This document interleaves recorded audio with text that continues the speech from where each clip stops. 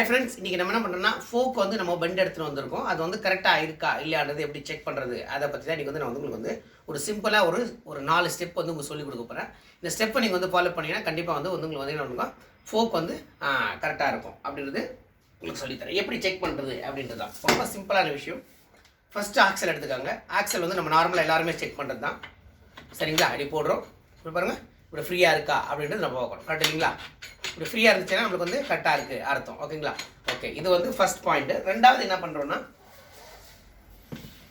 இந்த பிளேட் வந்து இது மாதிரி ஃப்ரீயாக இருக்கா அப்படின்றது நம்ம பார்க்குறோம்.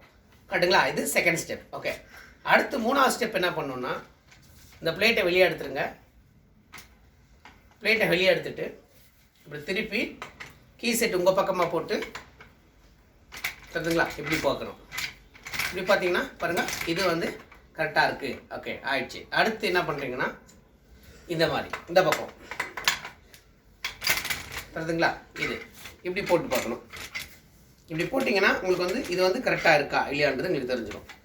அடுத்து ஓகேங்களா, இவ்வளோ தான். இந்த 4 ஸ்டெப்பை நீங்கள் ஃபாலோ பண்ணிங்கன்னா ஃபோக் வந்து கரெக்டாக பெண்ட் எடுத்திருக்காங்க அப்படின்றது வந்து கன்ஃபர்மேஷன் பண்ணிக்க முடியும்.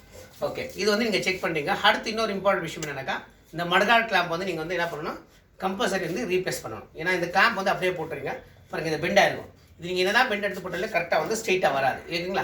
அதனால் கம்பல்சரி இந்த கிளாம்பையும் ரீப்ளேஸ் பண்ணிவிடுங்க. ஏன்னா இப்போ இந்த வண்டி பார்த்தீங்கன்னா ரொம்ப மெலிசாக இருக்குது. அதே ஆக்சுவலும் பார்த்தீங்கன்னா பல்சர்லாம் பார்த்தீங்கன்னா ரொம்ப மோட்டாவாக இருக்கும். அதனால் வந்து நம்ம நீங்கள் எப்படி போட்டு டைட் பண்ணுறீங்களோ திருப்பி என்ன அசம்பிளி பண்ணலாம், திருப்பி வந்து ஃபோக் வந்து பெண்ட் ஆகிடும். சரிங்களா ஃப்ரெண்ட்ஸ்?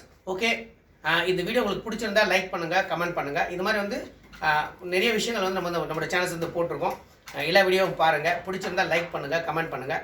மறக்காமல் நம்மளோட சேனல்ஸ் ஃபஸ்ட் டைம் வேறு பார்த்தா சப்ஸ்கிரைப் பண்ணிக்கோங்க. நன்றி, வணக்கம், பாய்.